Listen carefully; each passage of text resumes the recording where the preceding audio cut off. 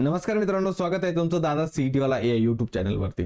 मित्रांनो, थंबनेल बघून तुम्हाला वाटत असेल की दादा 99 पर्सेंटाइल पडणं खूप अवघड आहे, परंतु मी तुम्हाला काही गोष्टी की वाईज सांगतो, पॉइंटवर सांगतो आणि एक स्ट्रॅटेजी देतो, सिंपल वे मध्ये स्ट्रॅटेजी देतो की त्यामधून तुम्हाला 99 पर्सेंटाइल पडणं देखील खूप सोपं वाटेल। तर ती स्ट्रॅटेजी काय आहे त्या अगोदर जे विद्यार्थी नवीन आहेत दादा सीईटी वाला या यूट्यूब चॅनल वरती किंवा जे पालक मित्र आहेत, तर बाळांनो डिस्क्रिप्शन बॉक्स मध्ये मी लिंक दिलेली व्हॉट्सअप ग्रुपची, तिथे जाऊन तुम्ही जॉईन करा। त्यावर ज्या काही 12वीचे रिलेटेड जे अपडेट्स असतात किंवा जे एक्झाम डिटेल्स असतात या सर्व गोष्टींची माहिती प्रोव्हाइड केली जाते। आणि त्याचबरोबर दादा सीईटी वाला या यूट्यूब चॅनलला सबस्क्राइब करायला विसरू नका। तर MST CT 2025 strategy to score 99 plus percentile, तर ही काय गोष्ट आहे त्या अगोदर आता आपण सुरू करू की 99 पर्सेंटाइल पाडण्यासाठी आपल्याला किती मार्क्स आवश्यक असतात। आता त्या अगोदर शिफ्ट असतात, प्रत्येकाला माहिती आहे की आपल्या शिफ्ट आहेत। एक साधारणतः 17 एप्रिल ते 27 एप्रिल मध्ये आपला पीसीएम चा पेपर आहे।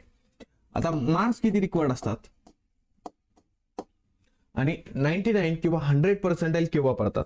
जर एखादा मुलगा त्या शिफ्टचा जर टॉपर असेल, जर एखादा मुलगा जर समजा आता एक 200 मार्काचा पेपर आहे आपला सीईटीचा, बरोबर, त्या शिफ्टचा टॉपर आहे 150 मार्क्सचा, तर त्या मुलाला पडतात 100 पर्सेंटाइल। किती पडतात?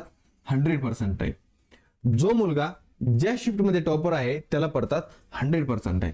तर दादा 100 पर्सेंटाइल साठी किती मार्क्स असतात?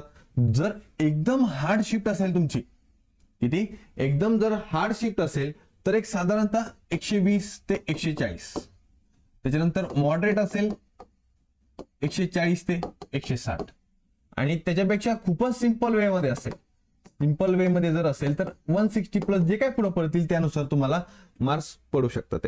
आता खालीवर शिफ्ट होणार थोड्याफार, की काही मुलांना पेपर एखाद्या शिफ्ट मध्ये काही मुलं खूप हुशार असतील त्यांना पेपर सोपं जाऊ शकतो, त्या केसमध्ये थोडेफार चेंजेस होऊ शकतात, एक मायन्यूट 5 ते 10 मार्क्स चेंजेस होऊ शकतात, यापेक्षा जास्त चेंजेस होणार नाही। सो आता मला जर एकदम हार्ड शिफ्ट असेल तर मी काय गोष्टी करणार 99 पर्सेंटाइल येण्यासाठी? तर मॅथ जो आहे तो तुम्हाला 100 मार्क्सचा आहे, केमिस्ट्री जो आहे तो तुम्हाला 50 मार्क्सचा आहे, फिजिक्स जो आहे ते तुम्हाला 50 मार्क्सचा आहे, बरोबर। या सर्व गोष्टी झाल्या। मॅथला 50 प्रश्न विचारले जाणार आहेत, या ठिकाणी देखील तुम्हाला 50 प्रश्न विचारले जाणार आहेत, या ठिकाणी देखील 50 प्रश्न विचारले जाणार आहेत, बरोबर। त्यानंतर 50 प्रश्न विचारल्यानंतर आता यासाठी स्ट्रॅटेजी काय यूज करणार आपण? यासाठी आपण स्ट्रॅटेजी काय यूज करणार?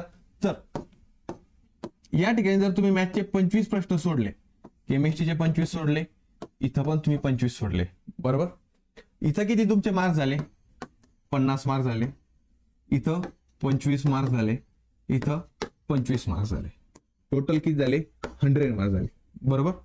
आता तुमच्याकडे इथं 25 प्रश्न जर सोडलेले असतील तर इथं तुमच्याकडे अजून 25 प्रश्न उरलेले आहेत। किती? अजून 25 प्रश्न उरलेले आहेत, इथं 25 प्रश्न उरलेले आहेत, इथं 25 प्रश्न उरलेले आहेत। मग आता आपण काय करतो की आपण सपोज मी एखाद्या देवाचं नाव घेतो किंवा वेगवेगळ्या गोष्टी असतात, इरेजर, मुलं इरेजर घेऊन पाहतात, लहानपणी पण तुम्ही पण वेगवेगळ्या गोष्टी केल्या असतील। एमसीक्यूचे ज्यावेळेस पेपर होते त्यावेळेस तुम्ही इरेजर फिरवलं, त्यावरती ABCD अशी नावं टाकली असतील आणि जय बजरंग बली केलं आणि मार्क्स मिळवले, अशा काही गोष्टी केल्या असतील। मग 25 प्रश्न अजून उरलेले आहेत, इथं 25 प्रश्न उरले, इथं 25 प्रश्न उरले, याच्यातले एक साधारणतः फक्त 7 ते 8 जर प्रश्न बरोबर आले, जय बजरंग बली करून जर 7 ते 8 प्रश्न जरी बरोबर आले, एक 8 प्रश्न बरोबर आले, तर तुम्हाला किती मार्क्स मिळतात? 16 मार्क्स मिळतात, बरोबर। इथं जर तुमचे 8 प्रश्न बरोबर आले, इथं 8 प्रश्न बरोबर आले, 8 आणि 8 16, 16 आणि 16 32, किती टोटल झाले? 100 मार्क्स प्लस 32 मार्क्स म्हणजे 132। साहजिक आहे तुम्हाला 99 प्लस पर्सेंटाइल येणार आहे। या सर्व गोष्टी झाल्या। आता दादा जर शिफ्ट मॉडरेट असेल तर तुमचा इथलचा जो काय काउंट आहे तो अजून पुढे जाईल, 30 प्रश्न सोडवता येतील, 30 प्रश्न सोडवता येतील, 30 प्रश्न सोडवता येतील, 20 प्रश्न राहतील, तर या अनुषंगाने तुम्ही करू शकता। ते सिंपल असेल, इथं तुमचा काउंट वाढत जाईल, पुढे पण तुमचा काउंट वाढत जाईल, या गोष्टीनुसार तुम्ही मार्क्स मिळवू शकता। पण त्यानंतर अजून काय प्रिपरेशन केली पाहिजे? हे जे काय मार्क्स तू सांगतोय 50, 25 जे मार्क्स सांगतोय, तर ते कसे मिळवायचे? आता 50 मार्क्स मॅथ साठी तुम्हाला मिळवायचे, यामध्ये ज्यावेळेस तुम्ही सीईटीचा अभ्यास करता त्यावेळेस तुमच्याकडे 80% सिलेबस जो आहे तो 12 बेस आहे, आणि जो 20% जो सिलेबस आहे तो आहे 11 बेस सिलेबस आहे। मग यामध्ये 25 प्रश्न बरोबर येण्यासाठी आपल्याला काय करावं लागेल? म्हणजे 50 मधले तुम्हाला 40 प्रश्न जे आहेत ते 12वीचे विचारले जाणार आहेत, आणि 10 प्रश्न जे आहेत ते 11वीचे विचारले जाणार आहेत, तर यासाठी तुम्हाला एक गोष्ट करायची, जे महाराष्ट्र स्टेट बोर्डचं आपलं जे काही बुक आहे, जे महाराष्ट्र स्टेट बोर्डचं जे काही बुक आहे, तर हे रेफर करायचं की ज्यामध्ये आपल्याला प्रश्न कळून जातात की आपल्याला पेपरमध्ये प्रश्न कसे विचारले जाणार आहे. त्यानंतर दुसरी गोष्ट काय करायची की तुम्हाला पीवायक्यूचा अभ्यास करायचा आहे. आणि तिसरी गोष्ट करायची टेस्ट सिरीज. टेस्ट सिरीज वरती मी ऑलरेडी एक व्हिडिओ बनवणार आहे की ज्यामध्ये आपण मुलांना टेस्ट सिरीज प्रोव्हाइड करणार आहे, प्लस बाळांनो फ्री काउन्सिलिंग करणार आहे. आता टेस्ट सिरीज का बरं द्यायचं आहे? आपल्याकडे पेपरसाठी एक ठराविक वेळ आहे बाळांनो. असं नाही की आपल्याकडे जास्त वेळ आहे, आपण किती वेळ पण पेपर सोडू शकतो असं आहे का? नाही, ठराविक वेळ आहे. त्या कारणास्तव ज्यावेळेस तुम्ही टेस्ट सिरीज देताल, टेस्ट सिरीजवर तुमच्या लक्षात येईल की आपल्याला किती वेळ लागतोय आणि आपल्याला किती वेळेमध्ये पेपर कव्हर करायचा आहे. मॅथ्ससाठी 1.5 तास आहे, फिजिक्स केमिस्ट्रीसाठी 1.5 तास आहे. मग या गोष्टींपासून तुम्हाला किती वेळात किती प्रश्न सोडवायचे आहेत, या सर्व गोष्टी तुमच्या 50 मार्कावर डिपेंड आहेत, 25 मार्कावर देखील डिपेंड आहेत. मग तुमच्या लक्षात काय करायचंय, तुम्हाला एक टार्गेट हिट करायचं आहे. आपल्याला एक टार्गेट हिट करायचं, जे ऑलरेडी मी तुम्हाला पहिल्या पार्टमध्ये सांगितलं की आपल्याला स्कोर कसा मिळवायचा आहे.